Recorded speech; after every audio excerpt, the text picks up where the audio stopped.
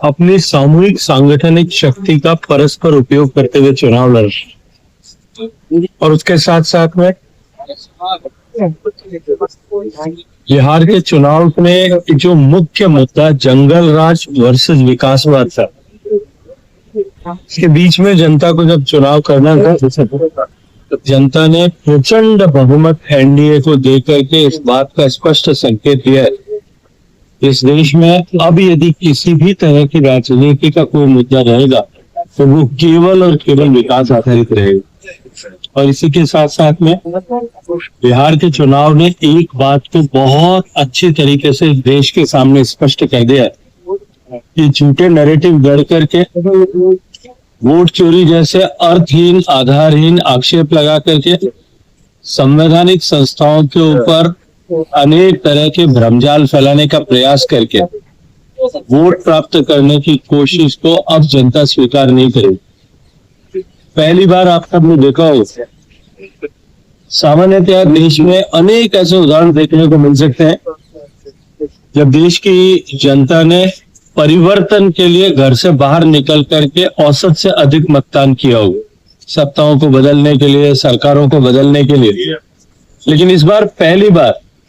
देश की जनता ने नकारात्मक राजनीति करने वाले, झूठ की राजनीति करने वाले लोगों को जवाब देने के लिए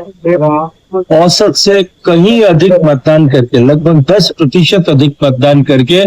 प्रचंड बहुमत के साथ में एनडीए गठबंधन की सरकार बना करके ये स्पष्ट संदेश दिया कि अब देश में झूठ की राजनीति के लिए कोई स्थान नहीं बचा है। जिस तरह से हल्के स्तर पर चुनाव को ले जाने का प्रयास कांग्रेस पार्टी आरजेडी के नेताओं ने किया था, जिस तरह की हल्की टिप्पणियां की गई माननीय प्रधानमंत्री जी की माता जी से लेकर के छठ मैया तक, किसी को भी उन्होंने नहीं बख्शा था। बिहार की जनता ने उसका स्पष्ट जवाब उनके मुंह पर एक करारा तमाचा मार करके दिया है। जो सरकार बनाने की बात करते थे वो दहाई के आंकड़े में भी नहीं पहुंच पाए और ये स्पष्ट हो गया है कि अब देश में केवल और केवल विकास की राजनीति और विकास के एजेंडा को ही देश की जनता स्वीकार करने वाली है। सभी उम्र के लोगों को जहां कहीं भी गठबंधन ने मौका दिया, आप स्ट्राइक रेट को देखिए, लगभग 80 से 90% strike rate Bharatiya Janata party की, जेडीयू की, एलजेपी की और जो जीतन राम मांझी जी की पार्टी हम, उन सब की स्ट्राइक रेट उतनी ही रही। सारे घटक दल ने एक दूसरे को सपोर्ट करते हुए एक साथ मिलकर के एक सामूहिक शक्ति किस तरह से चुनाव लड़ सकती है, इसका एक नायाब, क्योंकि अभी उसके पूरे पुख्ता जो है समाचार नहीं आए। लेकिन मैं इतना कहूंगा कि दिल्ली हादसे से पहले से जब जानकारी आई थी तब से लेकर के सारी एजेंसियां सतर्कता के साथ में काम कर रही थी।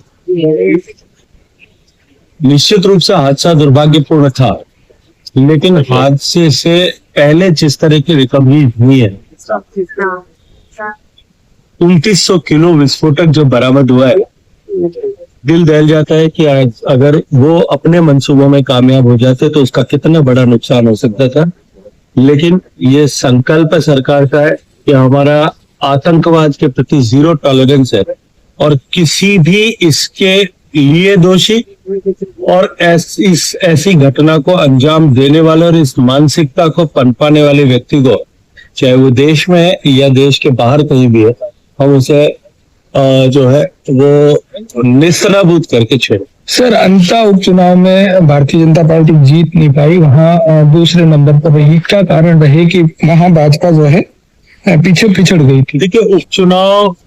जो है वो कई विषयों से जुड़े होते हैं और उपचुनाव को किसी जनरल इलेक्शन के बराबर करके नहीं देखा जा सकता। ये अंता विधानसभा को आज से लेकर के, जब से चुनाव प्रारंभ हुए तब से लेकर के आज तक देखा जाए तो वैसे भी अधिकांश समय में केवल 2 या बार को छोड़ करके अधिकांश समय अंता विधानसभा भारतीय जनता पार्टी के खाते में नहीं आ पाई है। लेकिन जो कुछ भी कारण रहे, जो कुछ भी विषय रहे, निश्चित रूप से ये आत्मावलोकन और इंट्रोस्पेक्शन का विषय, हम सब मिलकर के उस पर विचार करेंगे और उस पर आगे हम किस तरह से